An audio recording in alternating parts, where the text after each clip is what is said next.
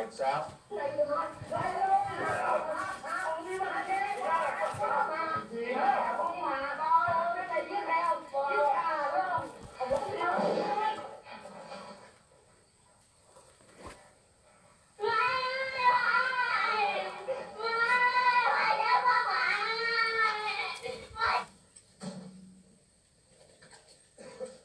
Kind of gives you an uneasy feeling, doesn't it?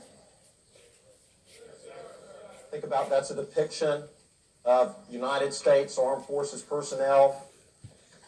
I had problems with the depictions of the Americans being the great aggressor and the antagonist, and it's not so.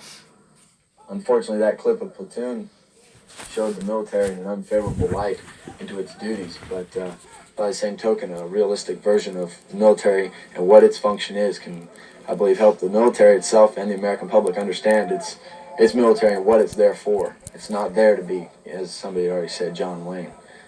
This is the problem the Vietnam generation has in going into Vietnam. That is, they apply the Hollywood frames of reference that they were brought up on in the 1940s and 50s to the new experience, and it doesn't fit.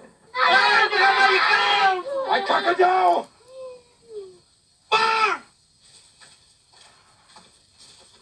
Barn!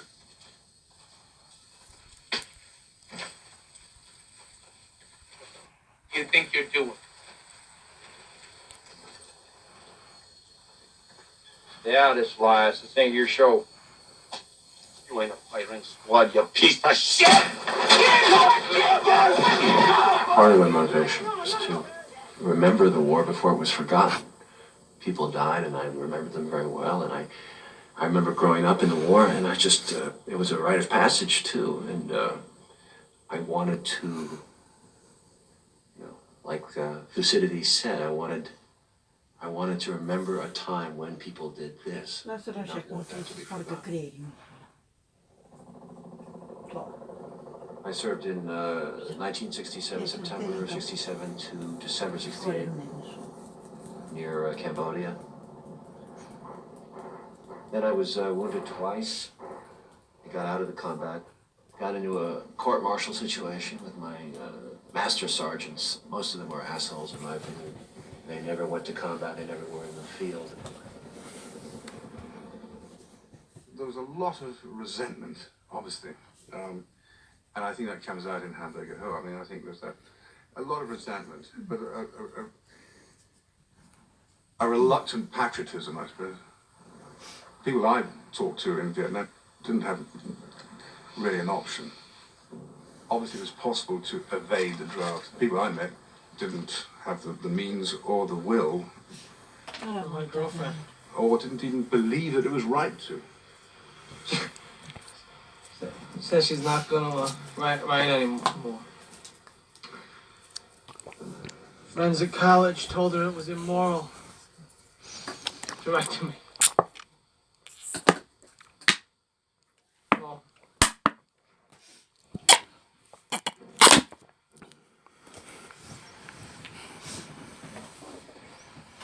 there were those of us who certainly thought the war was wrong, but felt in many ways as though we had no choice other than to do what our duty was.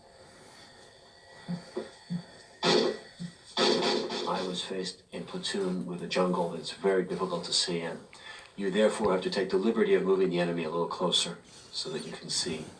But often you never saw the enemy, but you'll feel him. Out of the hole fast!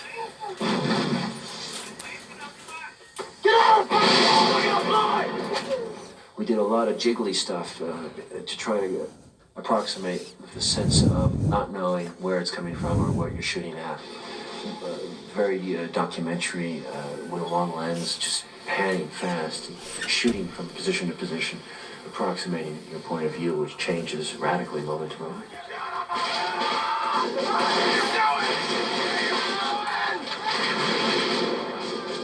War is mostly boredom, long periods of boredom, and then punctuated by terrifying seconds of madness and surrealism.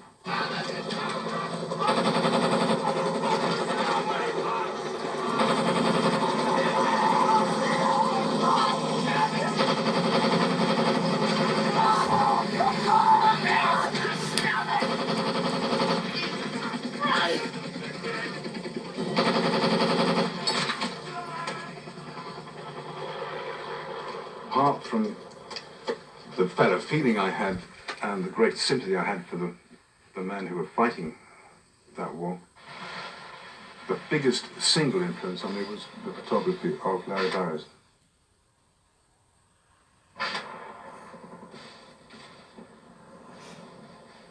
The camera is close to the ground. It tends to be behind the protagonist. In other words, it tends to be where it would be in reality. Having been a documentary filmmaker, I try and put it in a safe place where it would be if it was live ammunition. Sir! What? You're on.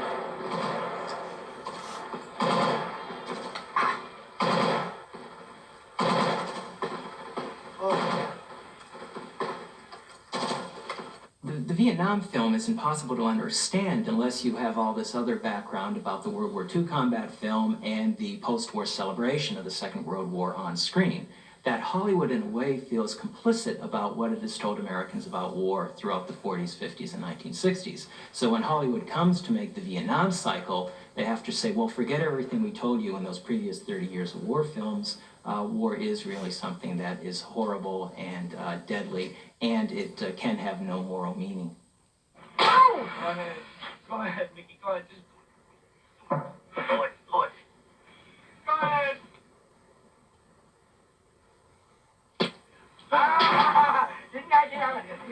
I wrote Platoon in 1976, before the Apocalypse Now and Deer Hunter came out. Those films, I view them as mythic movies, wonderfully made, crafted, Sergio Leone kind of epics, but for me, they don't show the war that I knew. There's a fundamental irrealism about them.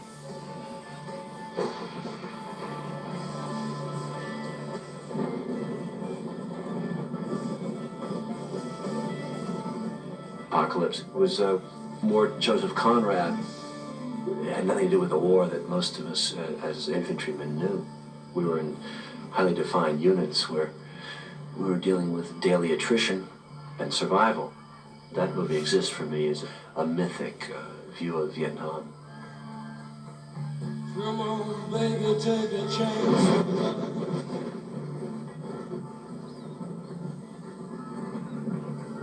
Come on, baby, take a chance with us. My film is not a movie. My film is not about Vietnam. It is Vietnam. The way we made it was very much like the way the Americans were in Vietnam. We were in the jungle. There were too many of us, and little by little we went insane. We train young men to drop fire on people, but their commanders won't allow them to write fuck. When Francis Ford Coppola stands up at the Cannes Film Festival with his hands outstretched and says, "I am Vietnam," I think that is a bit like Zanuck saying, "I want to be the home of the Second World War." I think Jim Karabatsos, who was there, wrote a very honest, a very direct version of the Vietnam experience. Okay, let's get ready. Let's take this squad. Teddy Ford, May 17th. How long have you been on this hill, soldier? What? Hey, brother, how many times you been up and down this hill? What are you doing here? My job. Oh shit, you down this hill? I'm fucking tough. Hey, word down at division is you guys can't take this hill. What do you have to say about that? In fact, Senator Kennedy says you guys don't have a chance at all.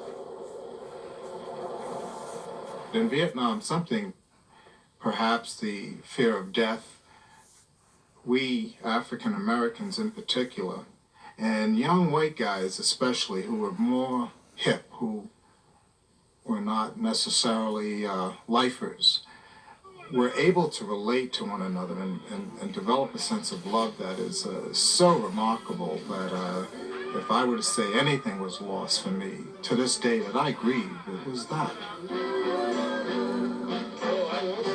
People say I'm the life of the party.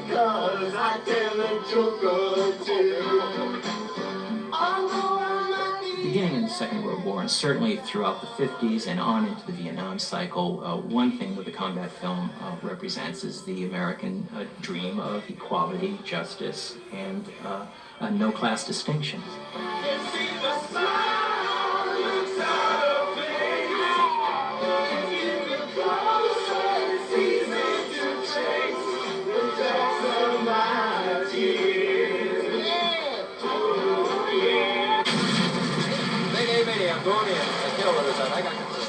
The contradiction that we see in Hollywood films is the contradiction of the combat experience itself, which is an experience that is at once horrifying and glorious.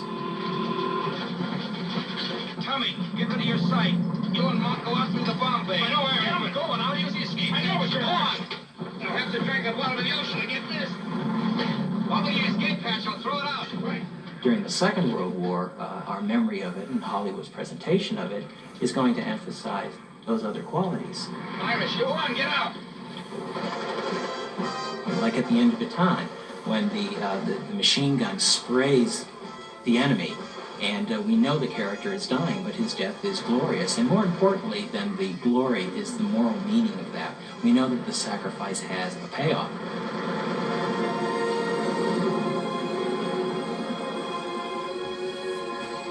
What's so terrifying about the Vietnam experience on film is that we see the death of these characters who we care about, and we know it has no moral payoff. I would like to see Spike Lee or a black filmmaker make a film about Vietnam. And until that is done, I think there's going to be a great void in the Vietnam genre.